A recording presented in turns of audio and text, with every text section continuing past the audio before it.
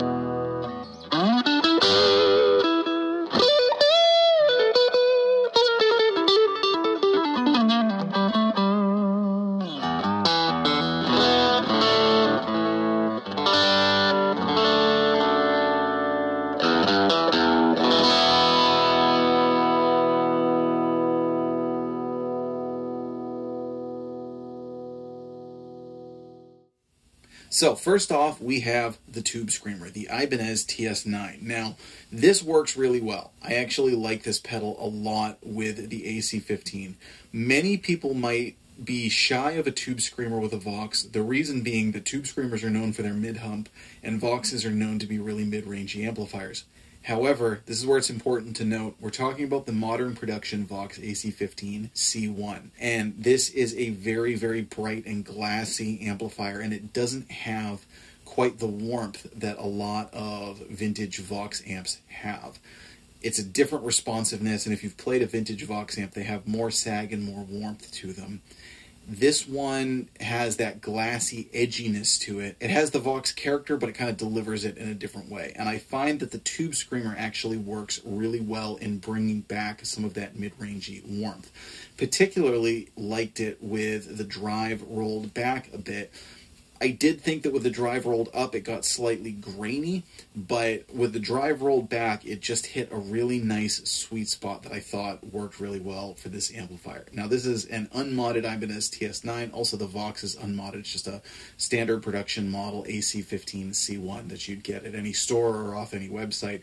Same with this standard Ibanez TS9. So that was the Ibanez TS9. We're also going to, again, try out all these pedals using the Gibson SG. Next up, we have a Klon clone. This is the DCW clone with a K. I'm trying to hit the big three here. So we've got your Tube Screamer, we've got your Klon clone. This is another one that I like the way that it works best with the drive rolled back a bit, and it does this really snarly, almost brown sound kind of thing when you really drive. You can hear that particularly, I think, with the gain turned up. I think this is a great pedal in particular if you want to go for that lower edge of grit sound, kind of stack it into the amplifier, push the amplifier, and just get a really powerful boost to your amplifier, but with its own little bit of grit kind of kicking it in the teeth. A great pedal. This is a very, very high quality reproduction of a clone, right down to, you know, there were some of the mysterious parts and things that were under the black goop that he's done a great job of finding ones that deliver the sound, not knowing exactly what those components were. But this is an excellent clone, and it works great into the AC15. Very different than the Tube Screamer. Equally good sound, just kind of in a whole different ballpark as far as, you know, what you're going for. This pedal also has a ton of power. You'll notice that the output was down on this quite a bit lower than it was in the Tube Screamer. You could absolutely blast the amplifier with this pedal if you wanted to. I'm keeping it in the drive section more as opposed to boosting it so that you can hear more what the character of the pedal is giving to it, as opposed to using it more as a clean boost. But I mean, this pedal would absolutely hit the amp hard if you wanted it to. Next up, we have the Vic Audio Mount Pleasant. Now, this is my choice for a Blues Breaker offering. This is a custom-made Blues Breaker style overdrive, and it is modified. It has more output and more gain, and then it has a little high cut switch here. Now I'm keeping it on neutral, which is no cut. And this is a great one, but that is also typical of a lot of Blues Breaker inspired or modified pedals that are out there, is to have a little bit more output and a little bit more gain. The Vic Audio is one of my favorites. It's a great pedal. This one, for me personally, gets the sound out of an AC15 that I really look for. It has a slight hint of upper mid-ranginess and a slight hint of compression. The compression that the Klon doesn't quite have, and it's voiced a little different, but not quite the level of mid-range boost that the Tube Screamer has. This one just sits beautifully. And again, with the extra gain on tap, you can really get some extra drive with it. But I didn't find that this one got too grainy when you really push the gain up. This pedal works great. Blues Breaker with a Vox amp in general is, in my opinion, a really good matchup. So this is my offering for the Blues Breaker style. And again, I wanted to stick to ones that are a little bit easier to come by. You know, certainly it's not as easy for people to buy an actual vintage Marshall Blues Breaker out there or an actual Klon Centaur. So we're going for some inspired by circuits that you can just go out and buy right now for a more reasonable price. So the Vic Audio Mount Pleasant for a Blues Breaker. Now lastly, for the one that is off the beaten path and doesn't fit in with the others, but the reason we're doing it, probably many of you can guess, this is the Tru-Fi Treble Booster Range Master.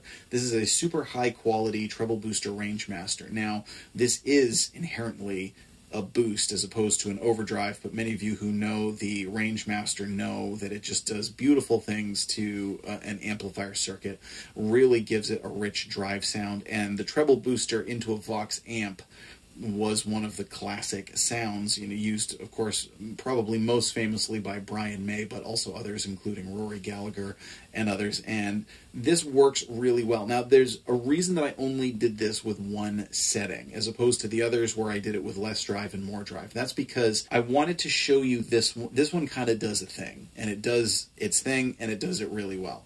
And I wanted to do it at a volume that was more consistent with the others. Now, at the lower gain volume, with this one at the same volume that those would be at lower gain, it's really nothing more than just kind of a little bit of extra clean, just kind of adjust the tone a little bit. In order to get the drive, you need to push it up a little bit higher, which is more like the other pedals were when the drive was all the way up. Change the output a little bit and give it more of a boost, and this one, that's where the drive really kicks in. Now, this is another one that has loads of power. You could absolutely, I mean, you could make things explode with this pedal, figuratively speaking, of course.